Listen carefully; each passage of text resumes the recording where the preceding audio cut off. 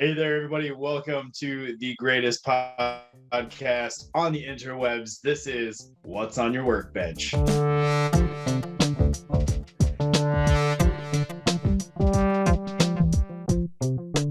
That's right. We are here for what I'm just going to call next episode because I've lost count. Numbers aren't my thing. But we're here for our next episode. I am Chili. And with me, as always, my brother from another country, Down Andrew. under. How are you down doing under. this morning? You missed the perfect setup. The brother from down under. Well, it only rhymes with your accent. Oh, sorry. Down under. Is that it? No, I'm not good with accents. Crikey, mate. There we go. Had to find it. I have children. They've got terrible accents. It's unfortunate. But yes, how is everybody going? How are you doing, Chili? Just peachy. How about yourself? I am doing good. My workbench is clean, so you can actually see it.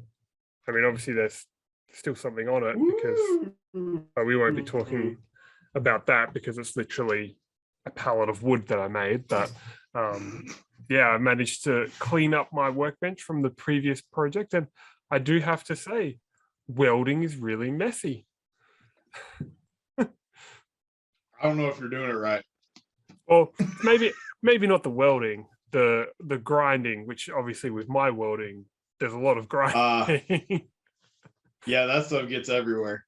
Yeah. The best with that is if you haven't been as diligent as you should be with a face covering of some kind, and then you go to blow your nose and you get black boogers. Actually, no, I must have been doing a good job of not breathing it in because I didn't notice that. Not as much as I do with other activities where you suddenly realize, oh, I should have been wearing a respirator for that. Yeah. Good thing I don't do this for a living and I just do it every now and then. So, but yes. Yeah, so I'm hoping that's what, at least some of what you're going to talk about today, because I'm really dying to hear how the welding experiment went.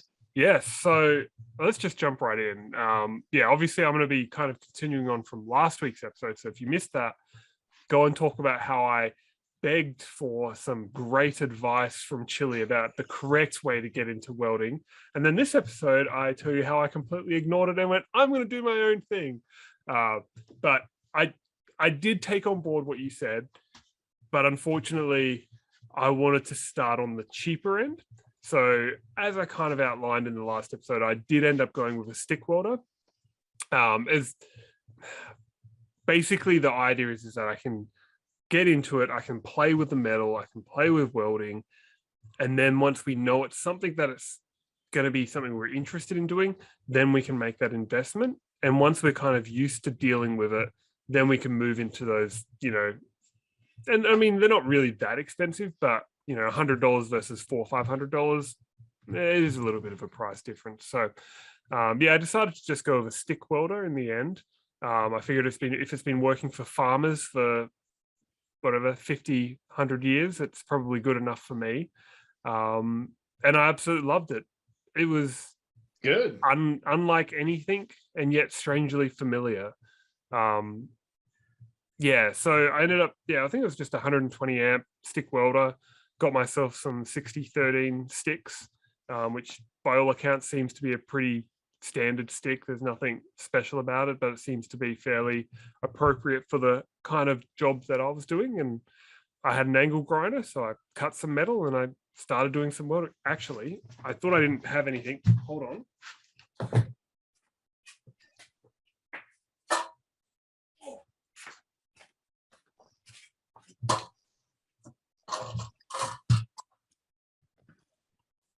I thought I didn't have anything because the thing I made is now attached to my trailer, but I do actually have some of my practice welds. So if you're on YouTube, you can see some glorious welds. They were pretty nasty, those ones. But I think these aren't much better, but there are a couple kind of... Yeah, now you're getting there. Yeah, so you can see I blew through it there. Yep. That was just how I kind of started. Is I just got the metal, and because I had 2 different thicknesses, I needed to get a feel for that speed of how to go, to try and get the pool flowing where I needed it to flow, while not blowing through it. And that was probably my biggest, wouldn't say mistake, because there was reasons why I went with the metal that I did, but having those 2 thicknesses really was a bit more of a challenge, because you obviously need to have it hot enough to weld, but you don't want it too hot and it will blow straight through. So yeah, I spent a bit of time just kind of practicing, getting used to the feeling. It wasn't as difficult as I thought it would be to hold that arc. I think that might just come back to doing painting. It actually reminded me a lot of painting, where you're trying to keep if you're trying to keep a nice solid line of paint, you've got to kind of adjust that pressure as the paint comes out of the brush. Obviously, this is much more of a problem with cheaper paints and paint brushes, which is what I use. But yeah, it's basically, I actually really noticed that it was a very similar process, where you're kind of, with a paintbrush, sometimes you're further back on the brush and you're kind of trying to get that nice thick line. And I noticed how quickly you kind of get a feel for that puddle, and you're watching that puddle and you're trying to keep that flowing along. Yeah, and it's like anything, you kind of you start off terrible, then you get 1 or 2 really good ones, and you're like, oh yeah, this is good, I'm good to go. And then after that, you can't get them good again, and then you're like, no, I need to keep going. Yeah, it's kind of like playing a board game, where the first time you play the game, you win because you're just kind of like, oh, I'll just do a bit of everything, and then you end up winning. And then you're like, all right, this will be easy, let me try this strategy. And then you don't win for the next 20 rounds because you're trying these different strategies as you perfect. Okay, don't do this, do that, don't do that. But yeah, no, and so that was my practice. So then I cut some metal, and I realized that 5mm thick metal, which is I think almost a 1/4 inch metal, really hard to bend. So instead of doing some bends and stuff, I ended up just cutting it and welding it, because I now could do that. And yeah, and so I drilled some holes and did some grinding and cleaned up my welds and painted it, and I ended up making this bike rack that now sits on the side of my trailer. And it actually works. So I put a bike on it, and I flipped the bike up, and the bike was all hanging off basically my 4 weld points. And I swung on it a little bit, and it wasn't going anywhere. So I'm quite happy, and we've got a trip planned at the end of this week, so we'll give it a bit of a test. I'll have extra tie down straps all over it, so if we do have catastrophic failure, it's not going anywhere.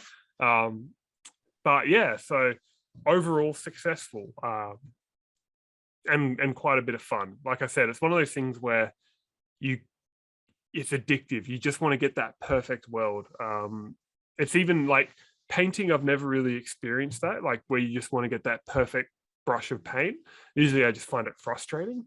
Definitely way better than hot glue, where you're fighting stringies and stuff like that, and easier to clean up because you can't really grind on hot glue or sand it or anything. And yeah, and you kind of, even just that satisfying chipping away the flux over the top of it, things like that. It's just, yeah, it's very, very different experience for me, and one I thoroughly enjoyed. And I was looking around the house going, what else can I weld, almost immediately after, because everything now needs to be welded, because that's the tool I have. That's awesome. I'm glad to hear that it was a positive experience, and you fared far better than I did the first time I used a stick welder. must be the modern tools. I'm not going to take any credit for that. No, there is something to that, because the very first time I did it, I was probably, I don't know, around 9 or 10. Oh wow. And my grandpa was teaching me, and just using the old Lincoln tombstone that was in his garage, and welding up scrap things around the garage. And he showed me what to do, and I proceeded to get the electrodes stuck to the metal time after time after time for about 3 hours. And like my grandpa went inside and he came back out and checked on me. How you doing? And I was getting super frustrated. And he picks up the box of rods and he goes, well, these are almost 25 years old, so that might have something to do with it. Yeah. And I assume you probably weren't using an auto darkening mask or anything. No, I had some old school goggles. Yeah. Which I still have in my stuff. Yeah. I mean, the auto darkening mask, which ironically I bought for my wife about 2 years for her birthday ago because she wanted to get into welding, and I bought her some of the stuff and we never got the welder, but now we have the welder. But yeah, she let me use that, and then having a proper welding glove as well, because you kind of get used to the, oh yeah, that's hot, but then you don't realize how hot it is. Yeah. And well, the other big thing that welding gloves and a helmet do is that arc throws off radiation, throws off ultraviolet radiation. You can actually get a sunburn from welding. So it's really important to have both gloves on, and sleeves, full face protection, because you can actually do some pretty nasty skin damage without ever, catching a cherry, more than you realize. Yeah, I was actually using an old FR lab coat that I had. That I was using that long sleeve, so that worked out quite well because I could just throw it on and take it off. Because again, with a family, I usually come out, do some welding, go back in, deal with them, come back out. So yeah, no, it was definitely good. Good experience. Yeah, probably the worst part of it was doing all the grinding afterwards to clean up my horrible welds. But other than that, it was great. And it was funny because then afterwards I was like, oh, I need to make a mount for a spotlight for the trailer because I'm wanted to think. I'm like, oh, I can just get a bolt and I can weld a piece of metal to the bolt and I can drill a hole in that. It's definitely one of those things where it's once you develop that skill and you've got that tool, it does open up a realm of possibilities on what you can do. Most definitely. But yeah, I'm not sure what'll be the next welding project though. Probably won't be much for me. But I'm hoping my wife, now that we've got it and I've kind of got a feeling for it, we can sit down and when she's got some time, because she really wants to make like wind sculptures. So we can sit down and have a play with that and go from there. But, do you guys have Netflix? Yes. Are you talking about that welding show? Yeah. It's on. Have you watched it yet? No, I watched the preview for it, and we're watching Sugar Rush at the moment. So we're going through, we're going through what is it? Basically cakes and all that. But yeah, I told my wife that next thing we watch is we're watching that welding one. Yeah, it's called Metal Shop Masters for anybody who wants to look it up. And I most definitely binge watched it in a day. They only start with 7 competitors, so it's not like it's, as long of a competition. But it's pretty awesome. Yeah. Like most of them are identify more on the artist designer scale. But it's incredible to watch the stuff they make. It's crazy. Yeah. Yep. Yeah, I can't wait to watch that one. Yeah, because the one which I think probably almost started all of that was the Forged in Fire with the knife making. And we used to love watching that. So metalwork is definitely one of those things that it wasn't something that I wasn't exposed to as a growing up.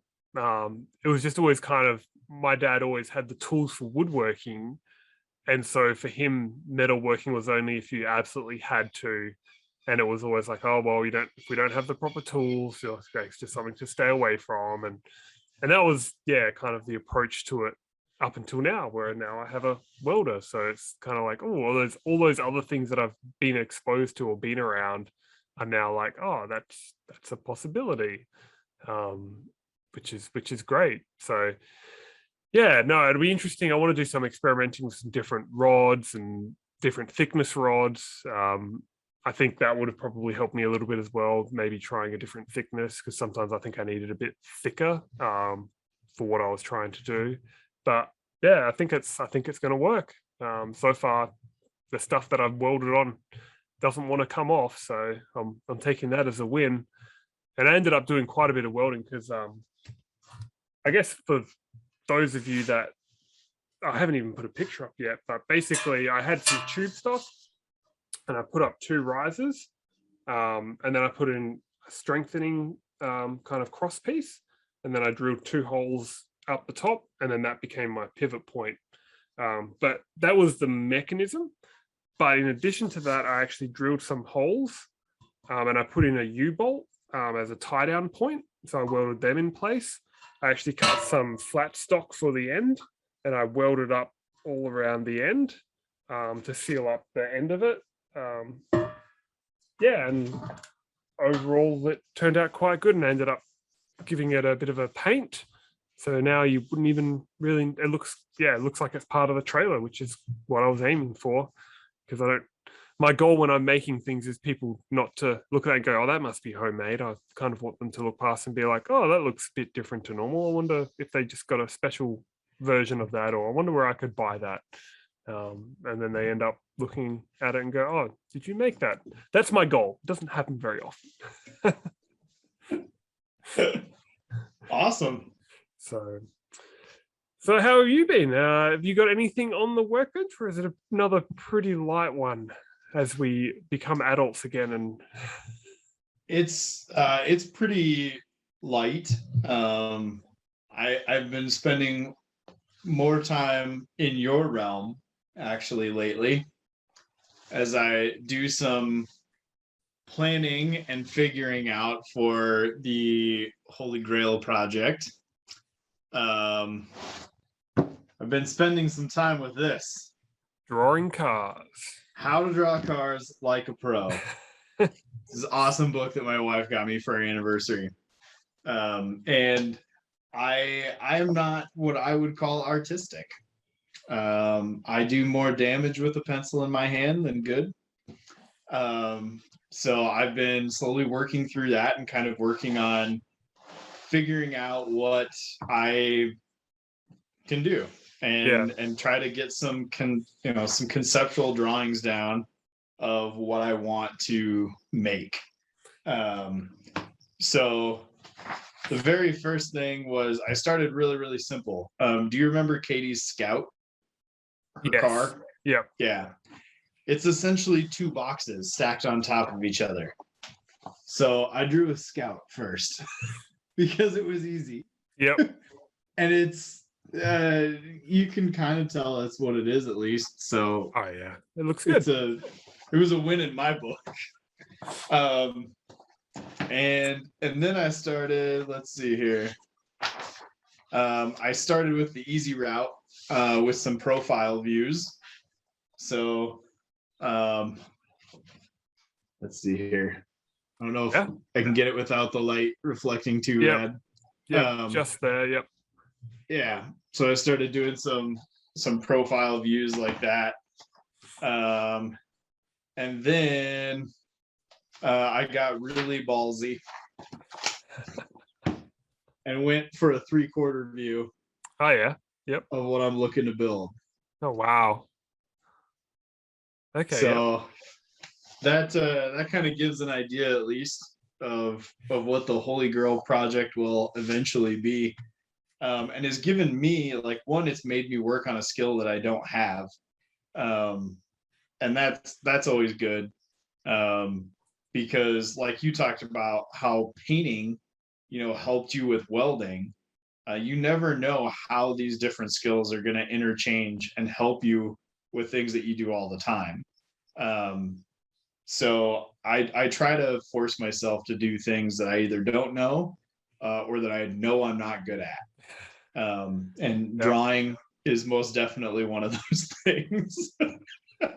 Yeah, it's definitely drawing is, if you can, like I'm always so jealous of those people that sit down and just sketch out something with like 3 or 4 lines, but you can clearly get what they're trying to draw. Like I'm the one person that's got the whole page is covered in pencil, and you can kind of vaguely make out what I'm trying to show in there.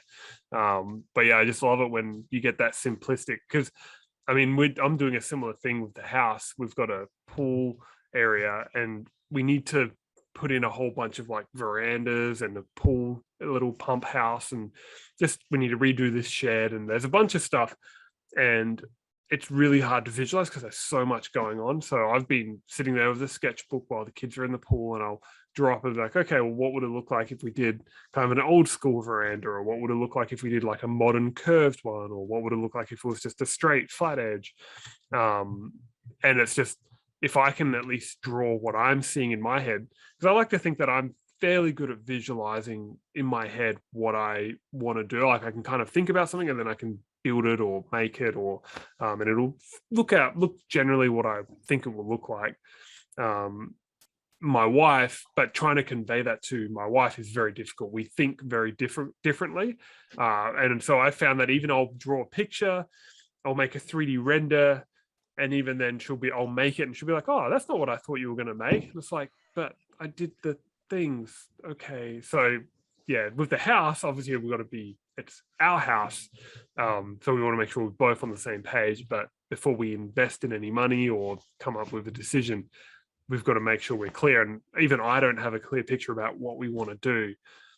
So actually, I think what I'm going to be doing is making a paper model, and I'll make different versions of what we want to do, just so that way we can be really clear that, okay, before we start breaking up cement and rebuilding fences and walls, we know exactly what we're doing.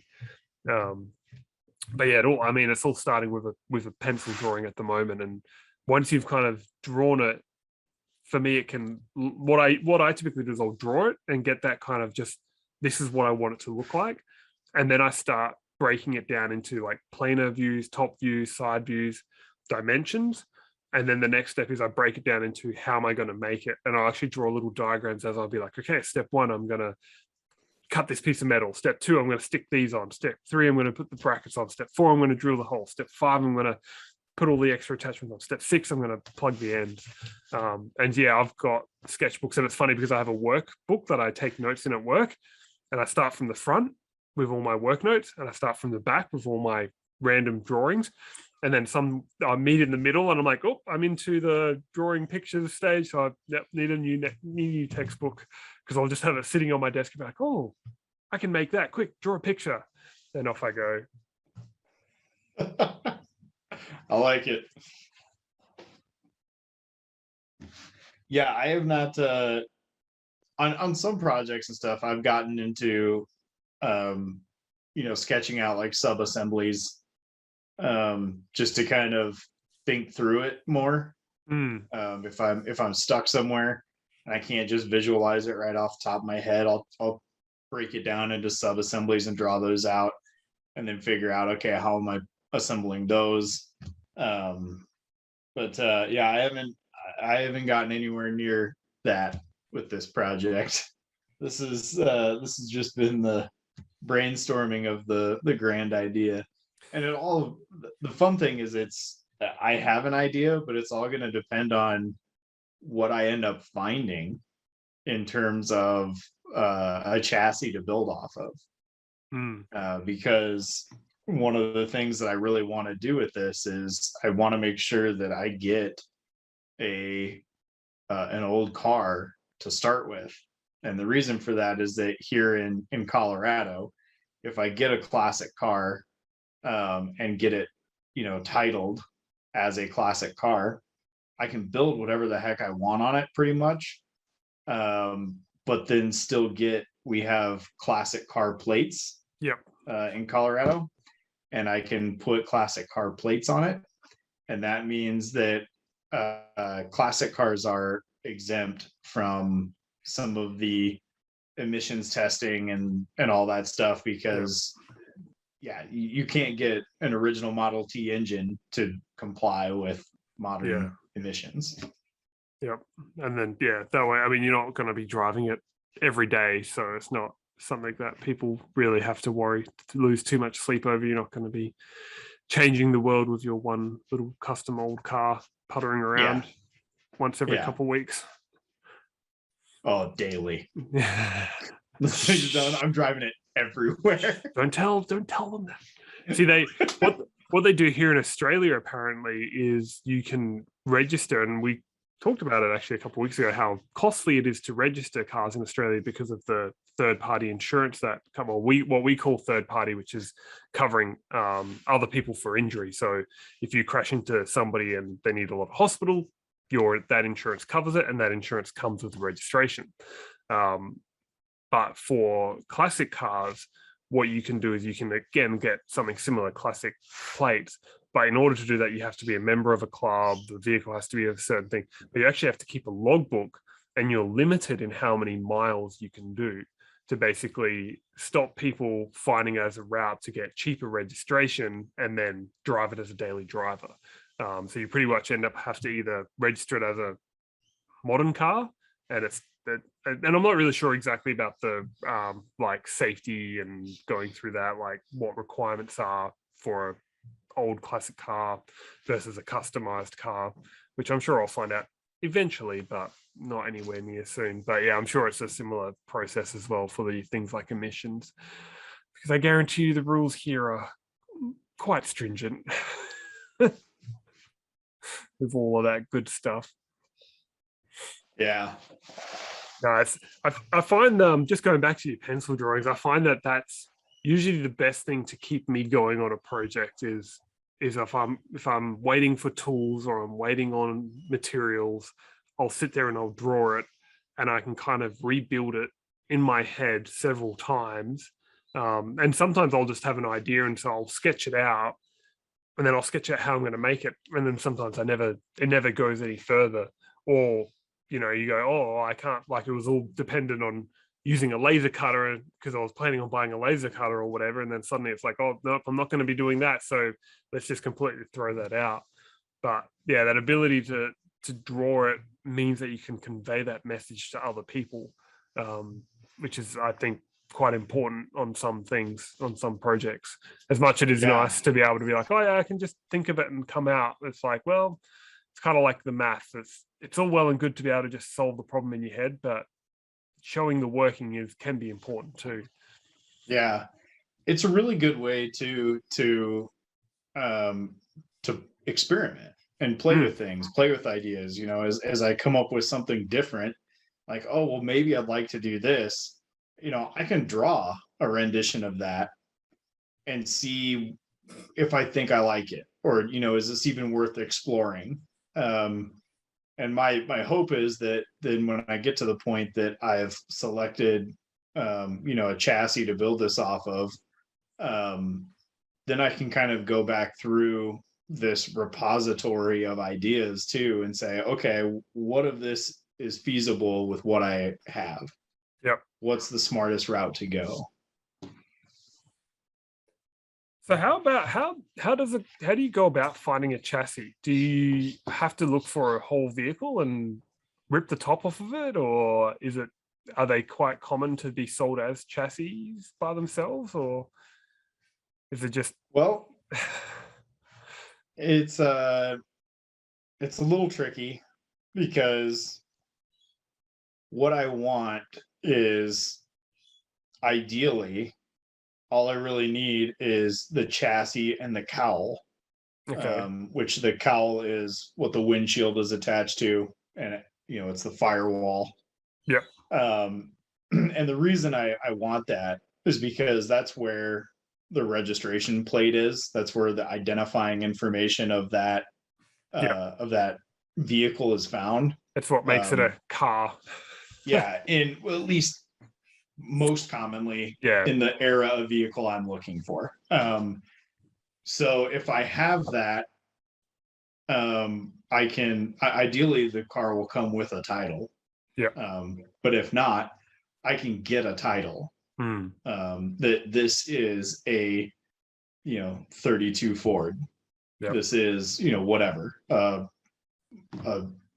38 Packard. I don't know, whatever. Yep. If I have that, it makes life a lot easier. So, I mean, I really could go find, a chassis that's rotting on a farm somewhere. And I can build off that. I can use that. Yeah. But is it gonna have a title? Almost guaranteed not. Yeah.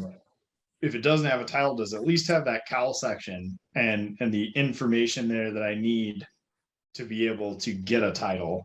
Yeah. Those are the hard questions.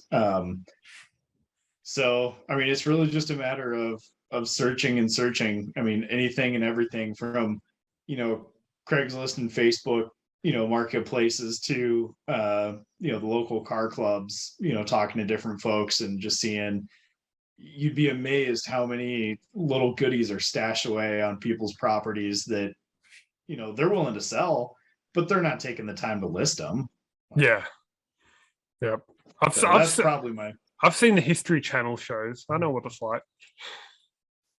Those are rooted in reality. There's a thought of reality. Yeah, if you have those connections, then yeah, it's true. It's very unlikely that you're going to go knock on somebody's door and find that. But if you're the kind of person who's really engaged in that community and you know people, and you know people who know people, you can make those connections. And I've got a 32 Ford, sitting in my shed. I had thought about doing some with it a long time ago, but it's probably not going to happen. Come over, take a look, see if it's what if it fits your needs. And that's probably my best bet. Yeah, because forgive my ignorance, but those chassis that you're looking for, that's kind of like your classic hot rod kind of chassis. Is that? Yeah. Yeah, 32 Ford is what's often referred to as a deuce coupe. That is the like quintessential hot rod. Yeah. To build. Starting back in really in the 50s is where that really took off. Guys coming home from the war, and they spent the war in the motor pool. They were taught how to be a mechanic and how to build something from nothing in the middle of a battlefield, essentially. And they come home and they want to use those skills, but they don't have a lot of money. I got to do it on the cheap. And there were millions of Fords sitting around, so that's what they used. The other kind of inspiration for this vehicle is actually the post World War I sprint cars. Which kind of look like a Twinkie on wheels. I mean, they're nothing really special. And that was really the same thing. Those were often Model T chassis that what they would do is they'd take and spin it around backwards. They'd build the car on it so the back of the frame became the front of the car. And they used engines from tractors, parts from trucks, tractors, broken down cars, just whatever they could get their hands on to cobble something together to go race.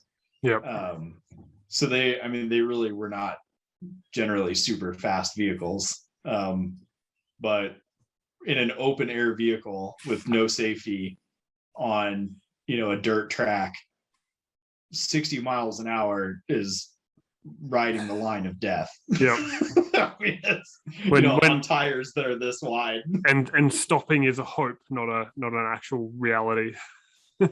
No, stopping is stopping isn't even a hope. Stopping is a outcome of a crash. A lot of those vehicles genuinely did not have brakes. Wow. Like not at all.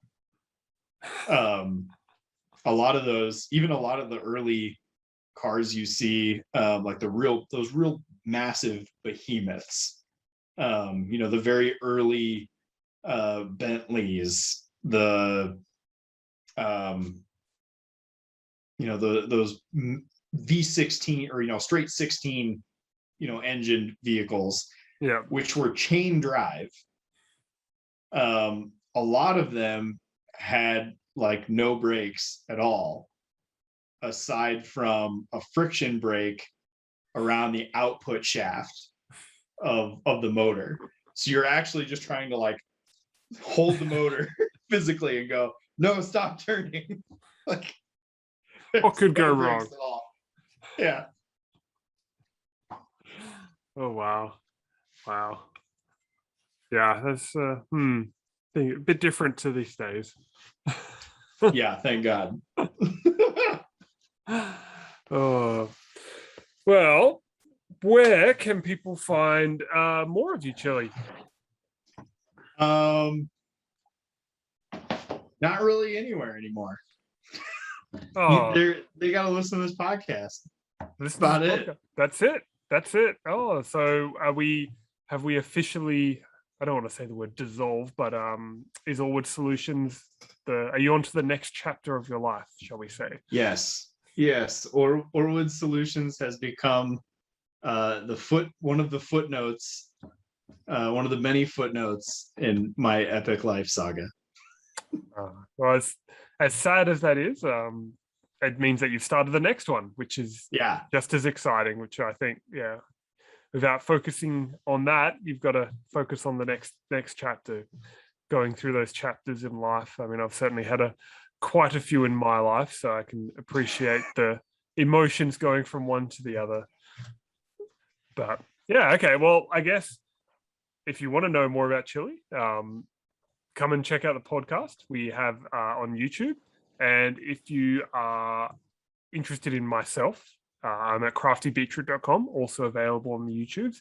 And as a bit of an organizational note as well, as with Chili's announcement, I have still got the original videos of this podcast up on its own channel, but I am actually going to migrate them all across to CraftyBeetroot on YouTube, just to consolidate, simplify, since we're not getting the thousands of traffic that I had hoped.